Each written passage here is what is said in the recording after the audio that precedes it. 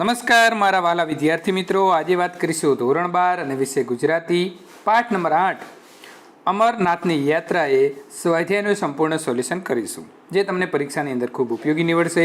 આ જવાબો તમે ગુજરાતીની નોટબુકમાં પણ લખી શકો છો. મિત્રો, આપણી ચેનલની અંદર તમામ વિષયના સ્વાધ્યાય સોલ્યુશન સાથે મૂકવામાં આવે છે, તો ચેનલને સબસ્ક્રાઈબ કરી બાજુમાં આપેલા બેલ આઇકન ઉપર ઓલ નોટિફિકેશન કરી દેજો, જેથી મિત્રો તમને પરીક્ષાના મોડેલ પેપર સુધીની તમામ માહિતી સૌથી પહેલાં મળી રહે. પાઠનું નામ અમરનાથની યાત્રાએ. સાહિત્ય કૃતિનો પ્રકાર છે નિબંધ. લેખક છે વિનોદિની રમણલાલ નીલકંઠ. આ પ્રકારના પણ પ્રશ્નો ઘણી વખત પરીક્ષામાં પૂછાતા હોય છે. સ્વાધ્યાય પ્રશ્ન નંબર 1. નીચેના પ્રશ્નના એક વાક્યમાં ઉત્તર લખો. અમરનાથ યાત્રા કયા સમયમાં સરળ પડે છે? તો અમરનાથ યાત્રા અષાઢ કે શ્રાવણ માસમાં સરળ પડે છે. અમરનાથ યાત્રામાં શેનો અવરોધ વિધનરૂપ બને છે? તો અમરનાથ યાત્રામાં બરફના ડુંગરા ઓળંગવા એ અવરોધ વિધનરૂપ બને છે. પ્રશ્ન નંબર 3. લેખિકાએ અમરનાથ યાત્રા શેના દ્વારા કરી? તો લેખિકા અમરનાથ યાત્રા સરસ પાણીદાર ઘોડા દ્વારા કરી. પ્રશ્ન નંબર 4. કાશ્મીરમાં કયા કયા મનોહર સ્થળો જોવાલાયક છે? તો કાશ્મીરમાં વેરીનાગ, સોનમર્ગ કે ટુલિયન તળાવ જેવા મનોહર સ્થળો જોવાલાયક છે. પ્રશ્ન નંબર 2.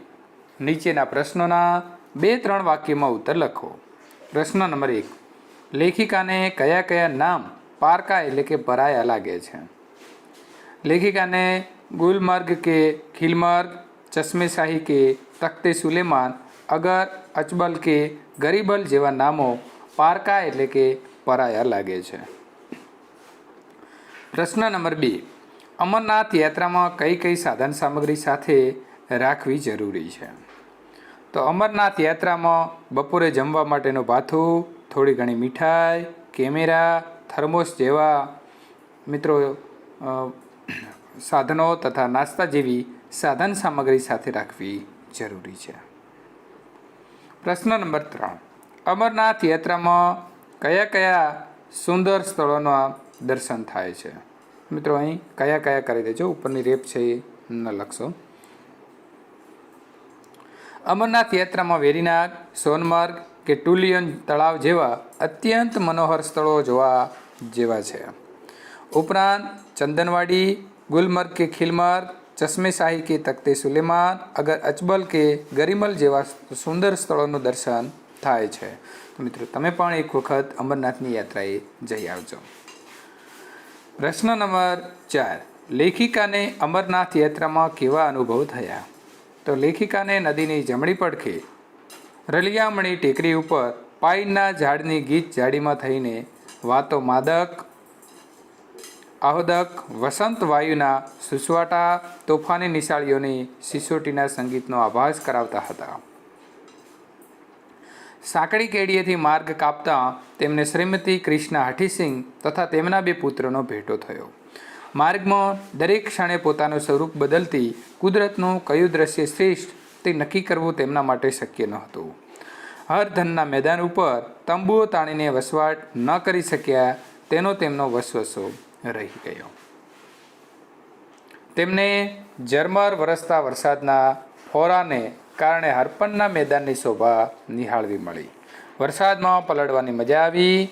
લેખિકાને અમરનાથ યાત્રા દરમિયાન આવા તો અનેક અનુભવો થયા હતા. પ્રશ્ન નંબર 3. નીચેના પ્રશ્નોના સવિસ્તાર ઉત્તર લખો. અમરનાથ યાત્રામાં જોવા મળતા પ્રાકૃતિક મનોહર દ્રશ્યો પાઠના આધારે તમારા શબ્દોમાં લખો. અમરનાથ યાત્રા દરમિયાન પહેલગામથી ચંદનવાડી સુધી જતા પ્રતિક્ષણે બદલાતા પ્રાકૃતિક મનોહર દ્રશ્યની શોભા અનેરી છે. કાશ્મીરનો વૈશાખ એટલે જાણે વસંત ઋતુનો અવતાર. નદી કાંઠે કેવી સુંદર વંદરાઈ જોવા મળે છે.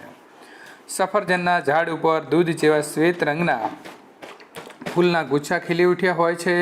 આ સમયે આખી કુદરત વસંત અવતારથી ઘેલી બની આનંદ મગ્ન દેખાય છે. માર્ગમાં દરેક ક્ષણે કુદરત પોતાના સ્વરૂપ બદલે છે. બરફ અથવા સુશોભિત વનરાજીથી વિરાજમાન ઊંચા નીચા શિખર ચારે બાજુ નજરે પડે છે. નીચે ઊંડાણમાં ખડકો ઉપરથી કૂદકા મારતી, કોઈક વાર વધુ ઊંચકેથી ભૂસકા મારતી, ઉતાવળે દોડતી, નાચતી, ગાતી અને હસતી ઉન્માદિની તરંગવતી શેષ નદી જાણે મુક્તત્વ અને યુવાનની અધ વચ્ચે ઊભેલી વનની મધુશ્રી જેવી ભાસે છે. ધન નામના વિશાળ લીલાછમ મેદાનમાંથી ડાહી ઠાવકી સાણી અને ઠરેલ શેષ નદી પહોળા પટ ઉપર શાંતિથી વહે છે. ઉઘાડું માથું અને ઉડતી ઓઢણીવાળી તોફાની નાની કન્યા પિતાનું ઘર છોડી સાસરે આવતા વિનમ્ર બની માથે સાડલો ઓઢી છેડો ઠીકઠાક રાખે જાણે ગંભીર અને ભારેખમ બની ગઈ હોય તેવી શેષ નદી લાગે છે. ઉપરાંત વેરનાગ, સોનમાર્ગ કે લિયેન તળાવ જેવા સ્થળોના દ્રશ્યો પણ અત્યંત મનોહર છે. પ્રશ્ન નંબર 2. અમરનાથ યાત્રા કઠિન છે એવું સાથી કહી શકાય? અમરનાથ યાત્રાએ જવું હોય તો ત્યાં કેટલીય જગ્યાએ બરફના ડુંગરા ખડકાયેલા હોય છે. રસ્તો ઘણો વિકટ હોય છે, એટલે પાણીદાર ઘોડા પર બેસીને જ યાત્રા કરવી પડે. ત્યાં વરસાદ પડે તો સાંકડા વહોળાઓ પહોળા અને વેગથી વહેવા માંડે, એટલે એ સમયે રસ્તો ઓળંગવો મુશ્કેલ બની જાય. પહાડના ઉભળક ઢોળાવમાંથી કોરી કાઢેલી પગથીઓ સાંકડી અને લપસણી બની જાય તો ઘોડાના પગ પણ લપસી જવાની શક્યતા ખરી જ. આ પરથી કહી શકાય કે અમરનાથ યાત્રા કઠિન છે. પ્રશ્ન નંબર 3. અમરનાથ યાત્રામાં પ્રવાહિત નદીના પલટાતા મનોહર દ્રશ્યો તમારા શબ્દોમાં લખો. અમરનાથ યાત્રામાં શેષ નદી ઉજળા, નિર્મળ, ઉછાળા મારતી ઉતાવળે વહી જતી હોય છે. આ દ્રશ્ય નિશાળનો ઘંટ વાગી જવાની બીકે ઉતાવળે નિશાળ તરફ ધસતી, વાયરાથી ઉડી જતી, ઓઢત્રીને ખેંચી પકડવા મથતી મુગ્ધા કન્યકાઓને યાદ અપાવે છે. રીલમાં પગખાના વાત ચાપે છે. નીચે ઊંડાણમાં ખડકો ઉપરથી કૂદકા મારતી, કોઈક વાર વધુ ઊંચેથી ભૂસકા મારતી, ઉતાવળે દોડતી, નાચતી, ગાતી અને હસતી શેષ નદી ઉન્માદિની અને તરંગવતી લાગે છે. એ નદી જાણે તેનો મુગ્ધત્વ અને યુવાનની અધવચ્ચે ઊભેલી વનની મધુશ્રી જેવી ભાસે છે. આ તેનું અજબનું રૂપાંતર હોય છે. હરથનના મેદાનમાંથી વહી જતી શેષ નદી સહી, ધ્રુવકી, સાણી અને ઠરેલ હોય તેમ પહોળા પટ ઉપર શાંતિથી વહી જતી હોય છે. પછી ઉઘાડું માથું અને ઉડતી ઓઢણી પહેરેલી તોફાની કન્યાની જેમ પિતાનું ઘર છોડી સાસરે આવે ત્યારે કેવી વિનમ્ર બની જાય છે. તે માથે સાડલો ઊંઢી છેડો ઠીકઠાક રાખી જાણે ગંભીર અને ભારેખમ બની જાય છે. એવું જ શેષ નદીનું પલટાતું રૂપ મનોહર લાગે છે. અહીં સંપૂર્ણ મિત્રો સોલ્યુશન પૂર્ણ થાય છે. ત્યાર પછીના પાઠનું સોલ્યુશન મેળવવા માંગો છો તો આપેલી એન્ડ સ્ક્રીન ઉપર ક્લિક કરી અને મેળવી શકો છો.